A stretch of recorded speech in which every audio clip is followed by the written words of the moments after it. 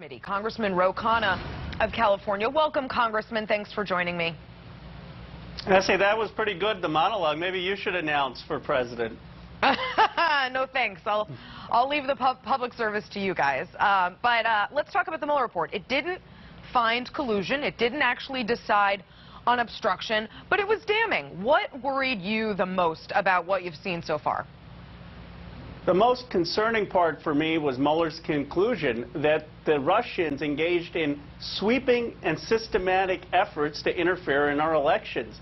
I mean, the Russians didn't just target the Clinton campaign. They were targeting county governments, state governments, former Secretary of States. You have reports of the president unwittingly retweeting Russian agents. We are a long way off from safeguarding our democracy to make sure that that type of behavior never happens again. So what's your take on the DOJ response to the request for the full report? They say that that's premature and unnecessary. What do you think? I think they're wrong. I mean, in America, there's no secrets. Things usually come out, and I'd rather they be transparent. Let's get the report out so that there aren't conspiracy theories. And if they don't want every member of Congress to see it, they should at least show it to the House leadership and to the chairman of the Judiciary Committee. So do you support impeachment efforts like some of your colleagues? I think that's premature. I don't. I support Nancy Pelosi's position. Let's have Bob Mueller testify. Let's make sure that we have investigations. And as you said, Essie, in your monologue, yes, we have to hold the president accountable, but we also don't want to rip this country apart and further polarization. I rather we have a positive agenda for the nation. Yeah, as I mentioned, a number of people within the Trump administration and within the federal government refused to carry out the president's request to help him obstruct investigations.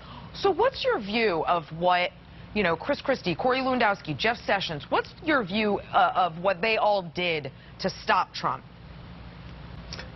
They basically followed their responsibility as citizens. I mean, that's the least we can expect. I remember my elementary school teachers in Rolling Hills saying you've got to follow the law as Americans, and so I'm glad they lived up to that basic obligation.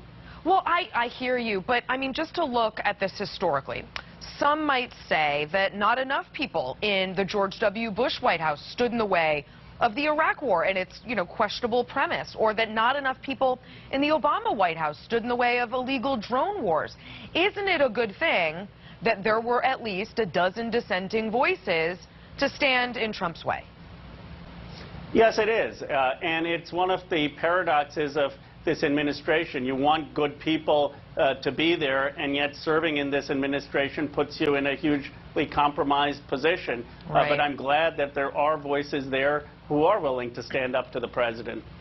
Well, I want to go back to your answer to my first question, the most disturbing part of this, because it seems like the thing other people kind of get lost on this is punishing Russia for trying to interfere in our elections. The Deter Act, defending elections from threats by establishing red lines, has been reintroduced in the U.S. Senate, opposite chamber. What's more important to Democrats, in your view, finding an obstruction charge somewhere or sanctioning Russia to prevent another attack?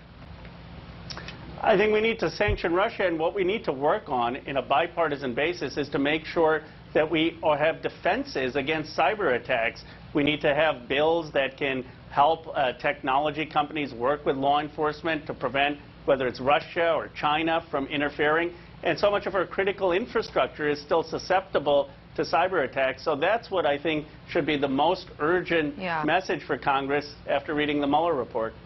Why do you think the president hasn't decided to announce a panel, a focus group, to examine this? I mean, in a political, you know, strategy sense, it would sort of help alleviate some of the concerns, but it would also just be the right thing to do. Why hasn't he done that? And have you heard from any of your Republican colleagues that very call? Well, I have had a constructive conversation with Kevin McCarthy, the leader of the Republican Party in the House, and we are actually working on legislation to try to solve this issue. It's in the president's self-interest, frankly, to acknowledge that the Russians interfered and to say that we need to do more to safeguard our democracy, to safeguard our critical infrastructure. I think he just can't get himself to say that because he feels that that's undermining the legitimacy of his election, and his own ego prevents him from doing that. But it's clearly in his self-interest to do that from a political standpoint.